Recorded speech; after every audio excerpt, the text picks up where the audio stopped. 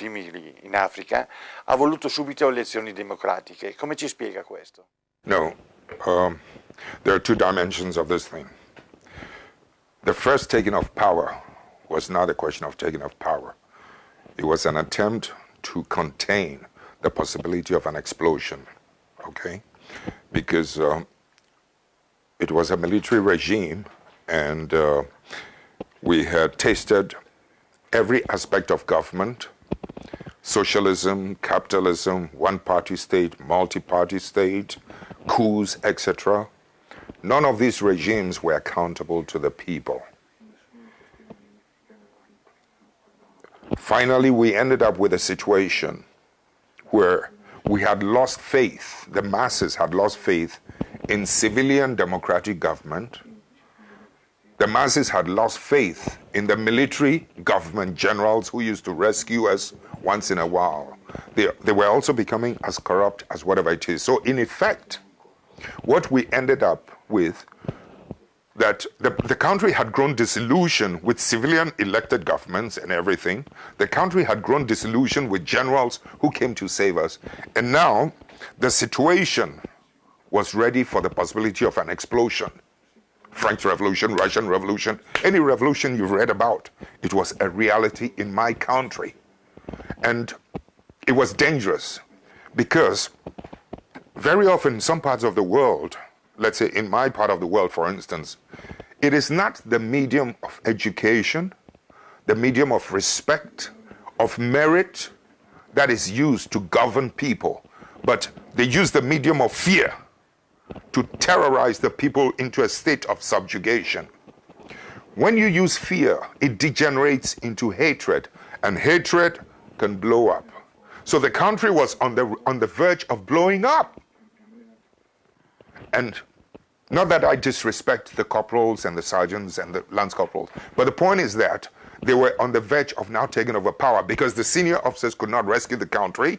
And quite frankly, had they done so, they would have butchered most of the officers because they saw the officers as part of whatever it was. So I want you to understand, we were running through dangerous times by 1979. So in moving in the first time, it was not a coup d'etat. I was trying to prevent a revolt, a mutiny, a revolution, a violent revolution. I tried to be as modest as I could to prevent it, and I ended up being arrested on the 15th of May, 1979. The very thing I was trying to prevent in 1979, a few weeks later, June 4th, 1979, from 15th May, 1979 to June 4th, the country just exploded. And it took us the country was just craving and calling for blood. 3 former heads of state, 6 or 5 generals had to be executed to appease the bloodlust of the country. The military had to pay the price for it in order to prevent, an escalation on the civil front. The civil front was equally angry. But we had to use the military to contain them and to pay the price with the military. So besides, we had a multi-party democracy, election in process within 3 months, and we couldn't stop it. We had to let it happen. So within 3 months after the revolt, we were able to hand over and we withdrew back to barracks, okay? But the difference is that in withdrawing back to barracks, corporals, sergeants, officers had tasted freedom, had tasted justice, had tasted political justice. What a country must be like. So when we withdrew back to barracks, there was a way in which the new civilian politicians had lost. They had become oblivious to what took place. They had lost track of what took place. So they started misbehaving again. And this time, when people taste freedom, you cannot take it away from them again. So it was as if, this is not what we asked for. So they were getting ready to move back again. And I had the responsibility of taking that, because I was seen as the hero type of thing. If I didn't, I would be indicted. If I didn't, somebody else angrier, very angry, would take it, and it would be very disastrous. And assassination attempts on me, etc., the corruption by the government, the foolishness, etc. We had no choice but to step in. Otherwise, the revolt of 79, this time, would have repeated itself in 82, and it would have been worse and uncontrollable. So I had no choice but to come in this time. So this time, you can call it a partial revolt and a partial coup in order to contain the situation. So when you're talking about democracy, please, it may mean one thing to you here, but it means something else to some of us where I come from, my continent.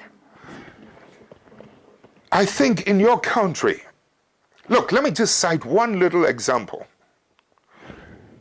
When we had to go into multi-party democracy, and I was invited to come and give a talk in a church house, and I said,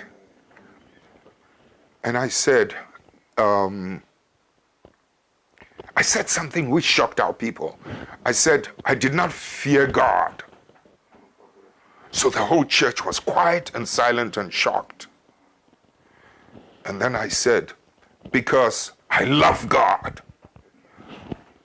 Then they all exploded with happiness. So I turned it around and I said, how many of you are not afraid of your bosses at work? Most of you are very terrified and frightened of your bosses at work. And you don't like it, do you? The whole church was quiet. You know, thousands of people, big place.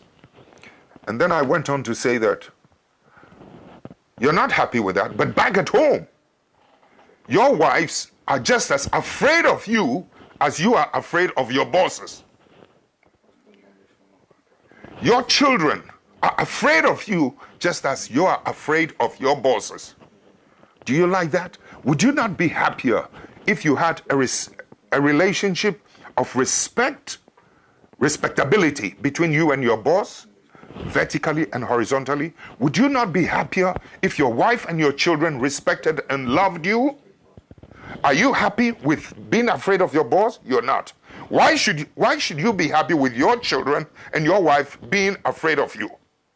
So in effect, what I was trying to tell them was that I love God, I revere God, and I would want to have a relationship of respect and love between my wife and my children, my employees, my subordinates, etc. I don't want to live in fear of somebody, nor do I want somebody to live in fear of me, etc.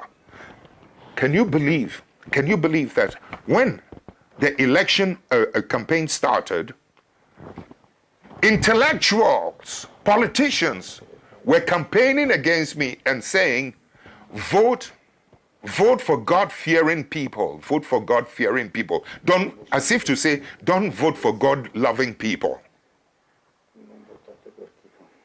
So I'm trying to make you understand that, when you're talking about democracy, you must talk about the power and the capacity of the people to be strong enough, to be defiant enough to be able to protect freedom and justice. People who cannot protect freedom and justice cannot protect democracy. People who cannot protect freedom and justice, you do not empower them to be able to defy you when you're wrong, cannot correct you. And with the passage of time, you become a tyrant, you become a dictator, etc., etc., etc. I'm sorry, a simple question, I've gone too long, but